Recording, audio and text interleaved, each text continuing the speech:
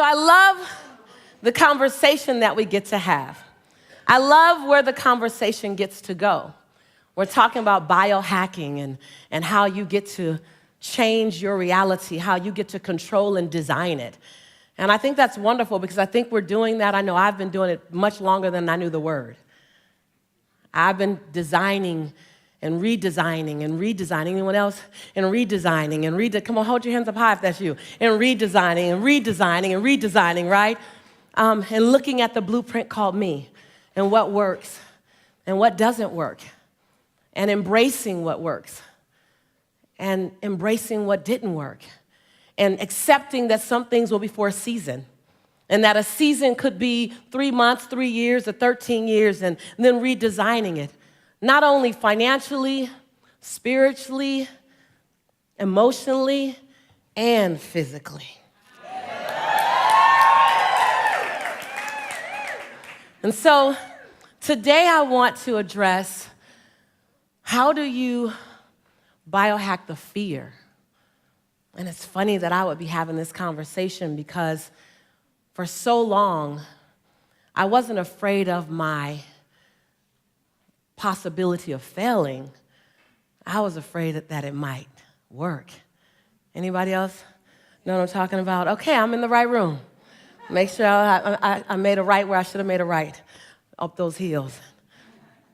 And so I just want to, for a moment, I want us to be okay talking about fear. Because when we talk about it, we can disseminate it, we can minimize it into the nothingness that it always was. But first, we have to be willing to step into it. And this conversation, when we talk about biohacking, changing our body, changing the way it operates for us, if that has not been my journey, OMG. But I also have to biohack my mindset around money.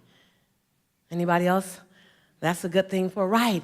And I have to also biohack my mindset around my worthiness of long-term love. Anybody about that? Oh, I'm so in the right room with all my brothers and sisters. And so many things. Biohack my conversation, my belief around me as a Black woman, being able to touch the world and touch people of other cultures from 38 different countries, that I'm worthy of that. Like constantly. And as you chip away, and no one change, no one transformation happens all at once. So it's not a 180-degree turn. It's not like you have this amazing breakthrough, the ceiling opens up, lights come down, and you hear the angels sing, oh, you are now changed. It just ain't happening like that. It's gonna be in small needlepoint moves. And my prayer for you is that in this time that we have together, that I help to create a small needlepoint move for you. And then if we choose to play together more and learn from each other more, then I can create another needlepoint move for you. But I know that today, my life is barely recognizable. Say barely recognizable. Barely recognizable. I like the way you put that B, barely recognizable. It's barely recognizable, one needlepoint move at a time. And so when I look at the conversation that shows up around fear, it's so powerful. Fear is the one thing that will keep you paralyzed. If you notice, whenever someone is frightening you, like you walk in a room and someone scares you, you go, and until you know you're okay, you don't breathe again. And then you go, oh, you scared the daylights out of me, right? Nothing starts moving until the fear has moved away, unless we have and we shift our relationship to fear. So I want to pose and I want to create the possibility of actually shifting our relationship to fear. Can we entertain that idea? Yes or yes? Yes. Okay, hold on. Let me tell you guys a little something about me. So I'm a dialogue kind of girl. I'm not here to entertain y'all, though I will be entertaining.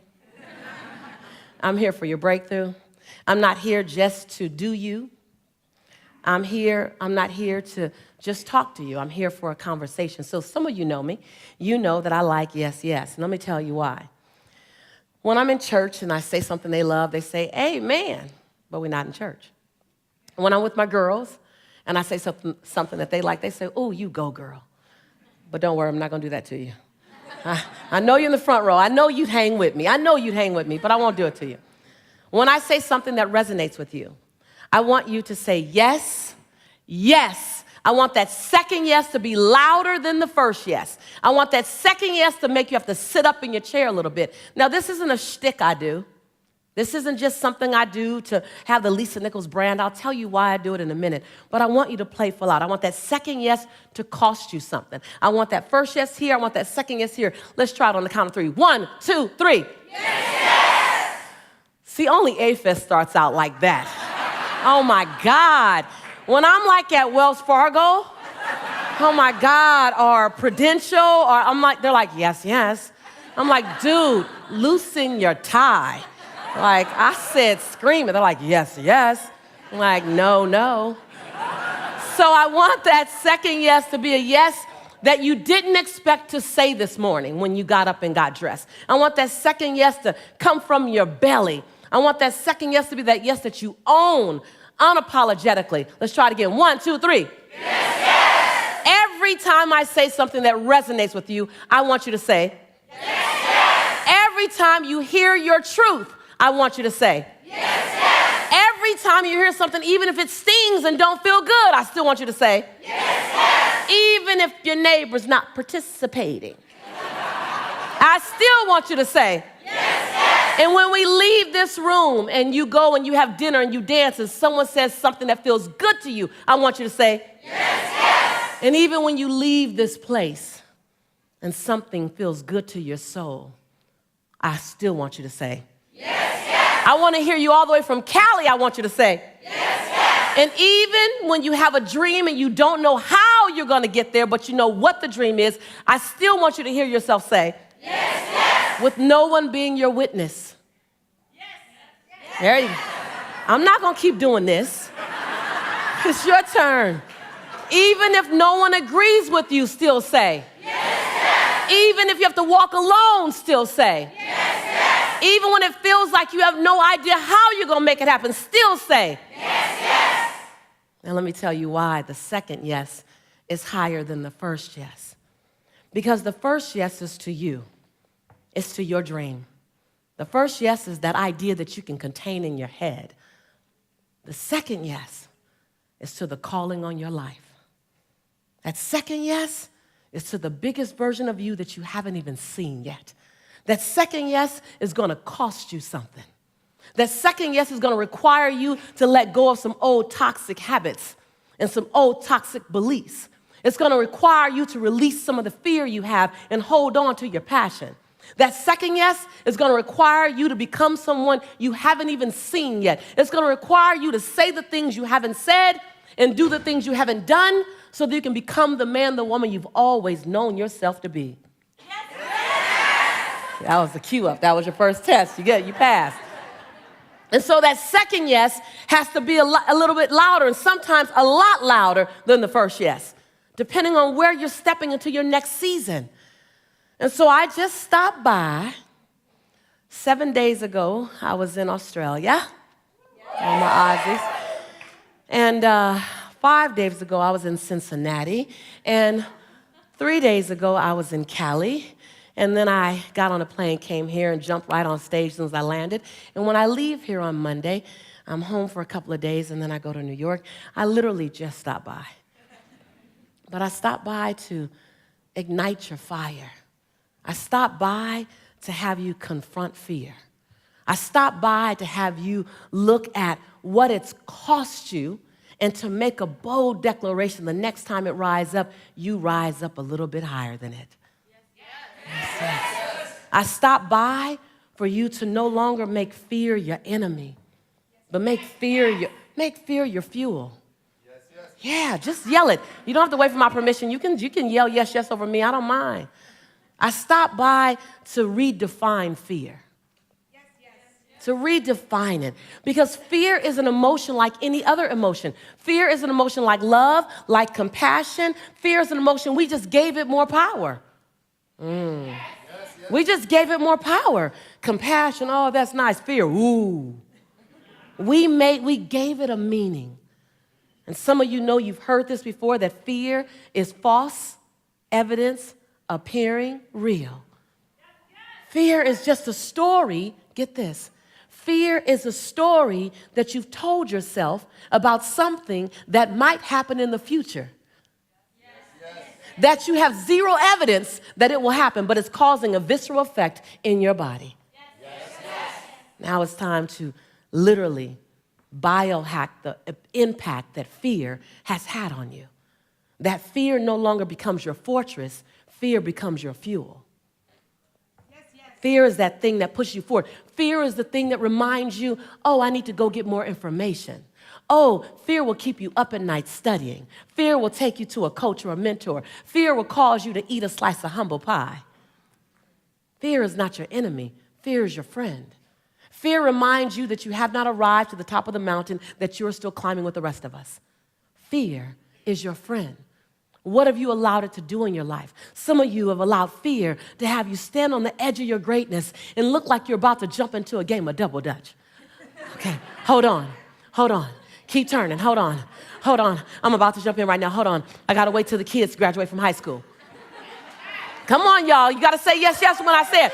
Hold on, I'm about to jump in. I'm about to jump into my greatness. I just gotta wait till I earn more money. Hold on. Come on, you guys.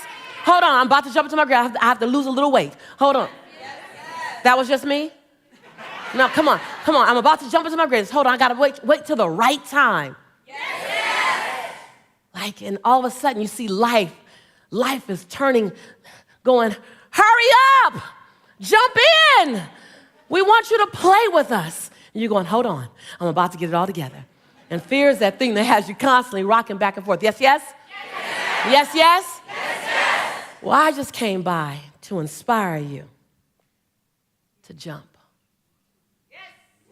I came by.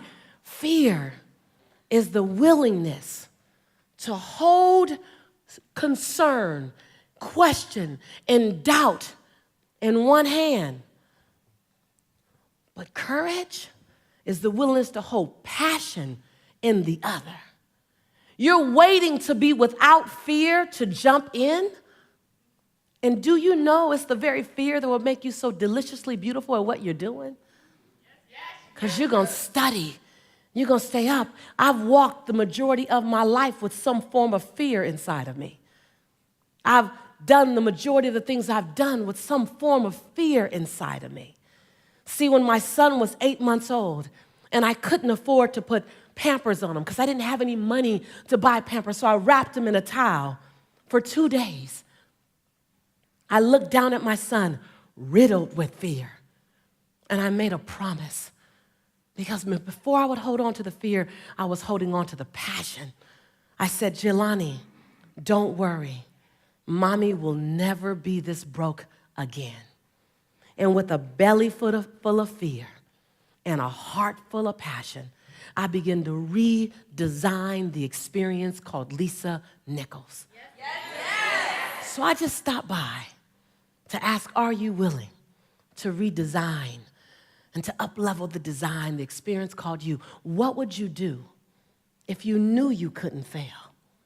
How big would you play if you knew that you can survive any heartbreak, any breakdown, any betrayal? What would you do if the things that you were afraid of you knew were absolutely nothing? They were all opportunities for you to get stronger in your faith, stronger in your resiliency. What would you do?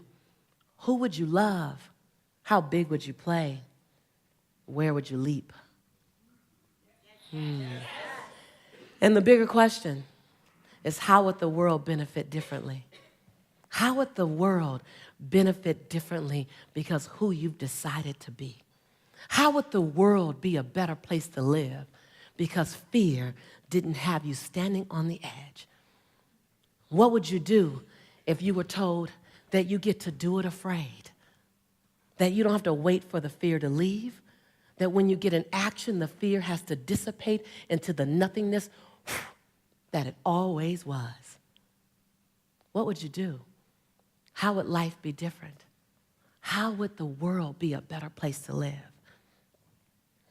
Oh, I didn't come to keep you comfortable. I came for your breakthrough. I came to challenge you to play in the biggest field you've ever played in. I came for you to challenge the fear that might be inside of you and to redesign and reprogram it. You look at it long enough, you be with it intimately enough, and it has to dissipate. You are the designer of your destiny. You are the author of your autobiography. You write the story of your life. No one can write your financial story. No one can write your spiritual story. No one can write your emotional story but you. The pen has always been in your hand. The pen has always been in your hand. I say write a story that's going to be damn good to read. Yes, yes. Yes, yes. Yes, yes. Yes, yes. Yes, yes. And when you do that, you will have to reprogram the fibers of your being. You will have to become someone you've never been before. You want to go somewhere you've never gone? You got to do something you've never done. You got to say something you've never said. You got to go to a place in you that you've never even been. You get to redesign. You are your Michelangelo. You are your greatest sculpture. And you get to recarve and you get to up-level as much as you need. You're not sentenced to this life this way. You chose it. Newsflash. Y'all didn't say yes, yes too fast on that one. Like, damn, for real? Yes, yes. And what I love about that is that you get to choose as much as you want. You get to design it any way you choose. You're not sentenced to your future. You have an opportunity to your future. What do you want and how do you want it? And if it doesn't make you a little afraid, then you ain't playing big enough. It's supposed, your knees are supposed to knock a little bit. Your teeth are supposed to chatter a little bit. There's supposed to be at least 2 butterflies in your stomach. At least. Because if not, you're playing inside your comfort zone. And we mistake the fact that we're supposed to be comfortable 24/7. Well, let me tell you something. Comfortable is equivalent to complacent. I'll choose inconvenience every day, any day, to make a difference on the planet. I don't mind being mildly to moderately to significantly inconvenienced to leave my fingerprint on this planet. Yes, yes? Yes, yes? So I just came to talk to the game changers and to the change agents who are willing to confront any part of you that's not speaking to your madly, wildly, amazing future. Confront it. I came to talk to the change agents that are interested in evicting. Say evicting. Evicting. And evicting is like a hard word. Like it just comes out, evict. That's like get out now. That's not like leave or escort away. Like you even say evict hard, like evict. I came to talk to the game changers that are interested in evicting, say evicting, any fear that doesn't speak to your wild future. I came for that. I came for you to confront it, for you to get a little angry at it, for you to get a little pissed off at it. Say, wait a minute. I've been letting you drive me all this time, and you are a story that I made up about the future that doesn't even really exist. When you say I'm afraid of failure, you just made up a story about the future that doesn't even really exist. Are you guys getting that? Yes. You guys got to understand. When you said I might get hurt in the next relationship, you made up a story about the future that doesn't even exist yet. Does that make sense? And you're powerful. And any story you make up is true to you, but it's only true to you. And then you live out that story because you want to be right. Yes, yes? You don't want to be wrong. You want to be right. So you make up a story, you project it in the future, and then you live it out until it's true. Like, see, I told you guys. I told you guys. You'll like work really hard to make that story right. I just want you to know that. So I just stopped by to invite you to design a new story. I stopped by to remind you that the pen has always been in your hand, that no one else can write your story but you. And I don't know about you, but I want to write a story that when I get ready to sit down in my final years and there's nothing else I could do, that I go back and I just want to read my story. And I go, wow, I remember when I was afraid. And then I know on the next page, I jumped anyway. Yes, yeah. Yes. And then I read the next chapter and I go, whoa, that really scared the heck out of me. And I know what's going to happen on the next page. I did it anyway. God, I want to write a story full of leaping and running and jumping and serving and playing full out and falling and skinning my knees and scraping my face and hurting my heart. Because if that's the only way I can hurt and fall and scrape is to play full out, then I'll take the hurt. Because what I'm really afraid of and what you're really afraid of is getting to the end of your day, to the end of your life, and having something left to give. Saying, damn, I played safe versus full out. I'd rather have a skin knee. I'd rather have a skin chin. I'd rather be tired. I'd rather have a bunch of failures because I took the leap than a bunch of potential because I sat down. I just stopped by to challenge your greatness. I stopped by to remind you of who you were always designed to be. I don't know if they wanted me to stay on that stage. I can do whatever I want. It's my party. But the next 20 minutes is my party. I just want to be close to you. I want to remind you. See, I'm that same woman. I'm that same woman that my highest grade in school was a C+. And I think some of my teachers gave me a C because I was nice. I was a sweet girl. And whenever I brought home a C, my father didn't say, oh, Lisa, you could have done better. See, because I'm not a fast learner, I'm a thorough learner. So I need, anybody else? Yes? Okay, I need to hear it several times. I need to look at every angle of it, right? I need you to repeat it to me. I need to repeat it to you. I need to touch it. I'm a kinesthetic learner, and school goes a little fast for that experience. And so I struggled all through school. The last time I took an English class, I got a fail. And my English teacher said, Lisa, you have to be the weakest writer that I've ever met in my entire life. Don't worry. Did you guys know I have a bestseller that's out right now? It's called Abundance Now. She has a copy. So does my English teacher. Yes. Other people's opinion of you is none of your business, right? And so I set inside my life. The last time I took a speech class was in my freshman year of college, which I don't want to mislead you. That was also my senior year of college. And my speech teacher said, Miss Nichols, I recommend you get a desk job and you never speak in public. I said, okay. Yeah. Let me tell you something. Some of your fears come out of something someone said about you. Some of your best motivation came wrapped in sandpaper.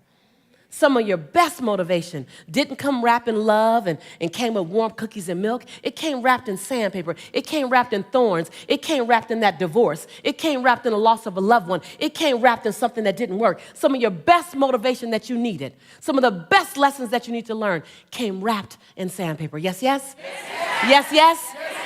Your job is to take the information, to take the lesson, and to take the opportunity and use it to fuel you, not make you afraid. Yes? I look at my life, and for 18 years, I wouldn't touch a microphone. I wouldn't do anything near speaking. As much as I love speaking, I was afraid. Say afraid. I was afraid of being judged. Anybody there? Come on, one hand up. If you're really afraid of being judged, 2 hands up. Some of you need to do 2 hands up and stand up. Come on, you know. If that's that thing that drives you, I appreciate it. Thank you, I appreciate it. I was afraid of being judged. And this conversation today is about confronting your fear. Confronting your fear. And I remember for years I wouldn't speak. People would say, God, you should be a speaker. I said, no. My teacher told me. My teacher said I shouldn't speak in public. And he's a speech teacher. He knows better. And so I got a job in accounting. Because that was far from numbers. Far from people, close to numbers. I was kind of far from the numbers.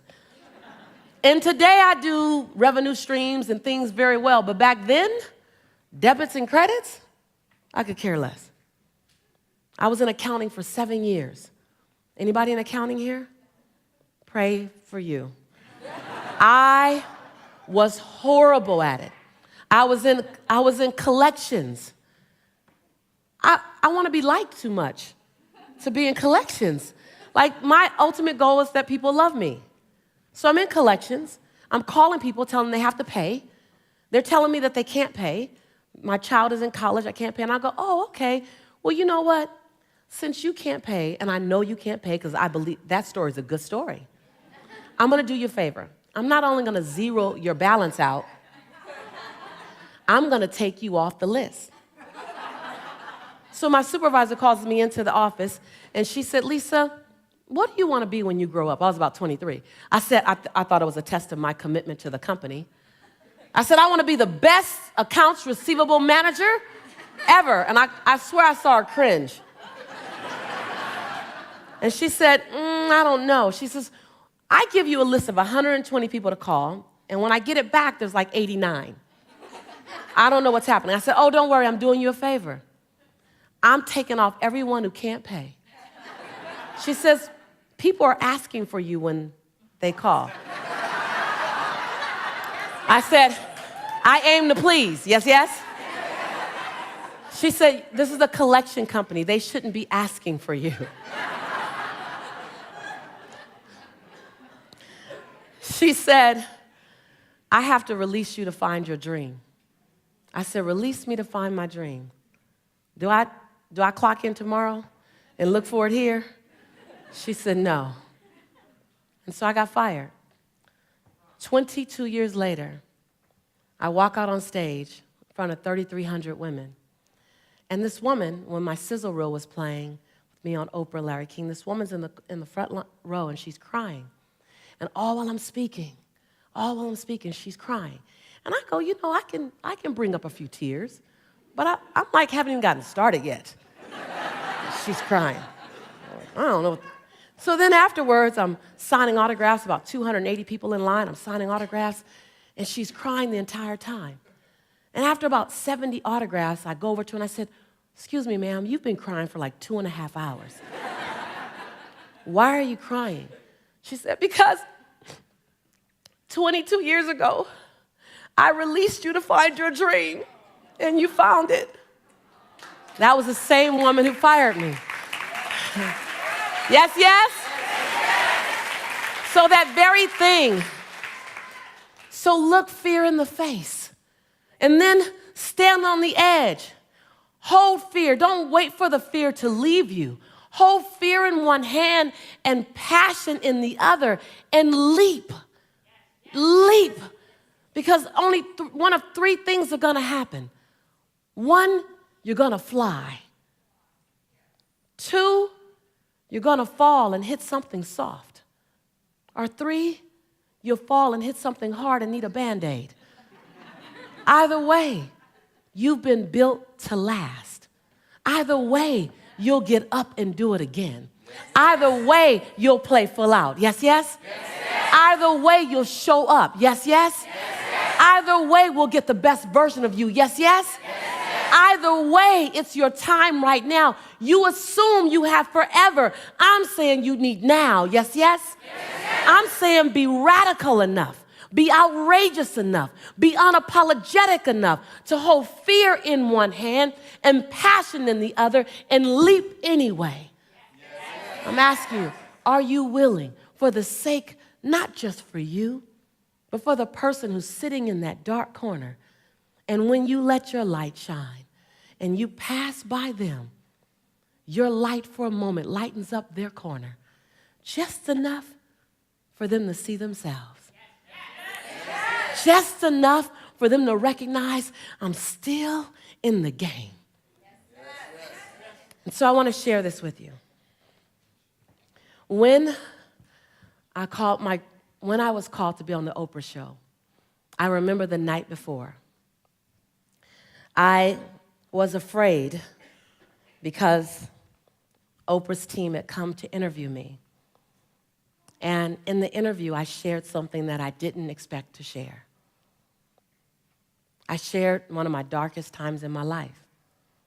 And I was being featured on Oprah as the teacher of the secret. And so it was an expert. And I wasn't comfortable with what I shared and being called an expert. I just want to Stay inside those moments that cause you to slow down. Do you know what I mean? And the night before I was packing to be on the Oprah show, I was so riddled with fear. I'm crying. It should be the happiest time, but I'm crying because I'm afraid of being judged. Say judged. And that will hold so many of us back. The fear of being judged. That will hold so many of us. That will cause you not to leap. When you become more concerned with other people's perception of you than you are of your own truth. Yes, yes. Yes, yes. I got caught up in the 56 million people that would watch me on Oprah. I got caught up in their perception of me, what they would think of me if they knew that the expert from The Secret was going through that or had gone through that. And so I called one of the few people that I can call at 4:30 in the morning because I stayed up all night. And I called my friend and I said, I'm so nervous, I'm so afraid. And he says, oh, let me pray for you. And he said a prayer that shifted everything for me. And I just want to pass it on to you. He said, God, thank you for helping your imperfect child to serve your imperfect children. And in that moment, everything shifted. In that moment, I realized that in my imperfection, I'm perfect for you.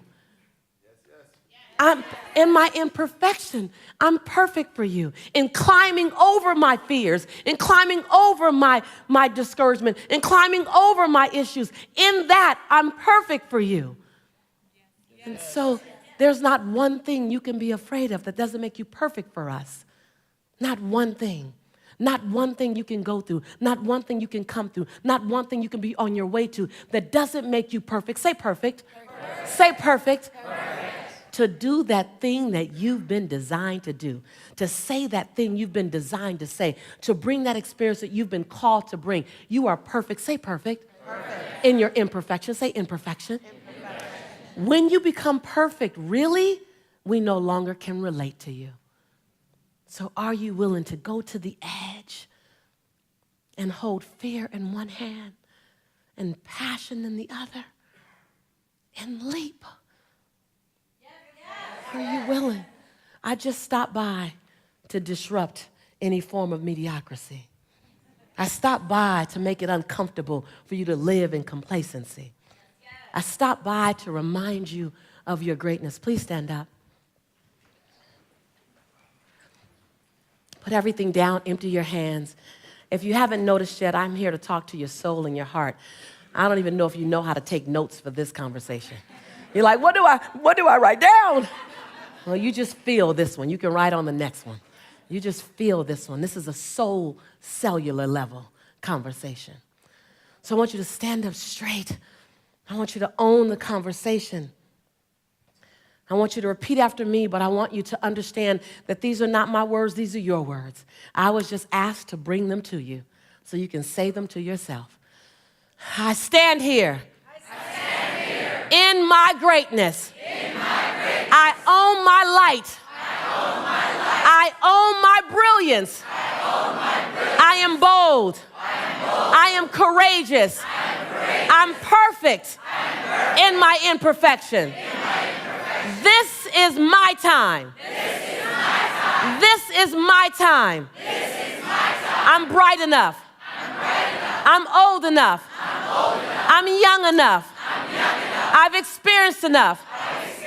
I'm wise enough. I understand that I am enough. Breathe. Own it. Own it. Now repeat after me. I accept my fear. But my fear will be in the car with me. But it will not be in the driver's seat. Breathe it in. Breathe it in. Breathe it in. Breathe it in. Breathe it in. Just breathe it in and let it settle. This is not an experience that I'm entertaining you with. Own it at a cellular level. At a cellular level. Repeat after me. I am ready. For my next best season. Because I know that I am the author of my autobiography. I am the designer of my own destiny. I am writing my life story.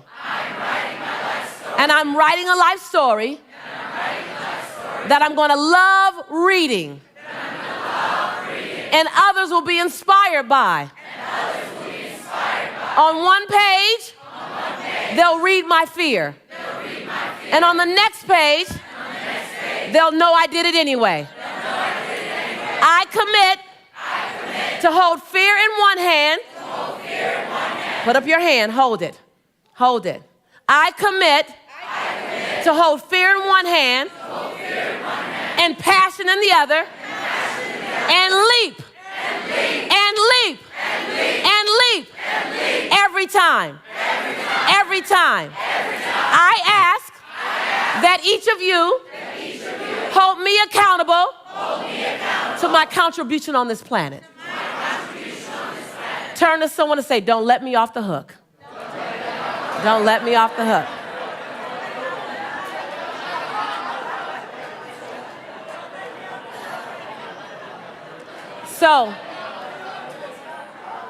So in closing, stay standing. In closing, time is up that fast.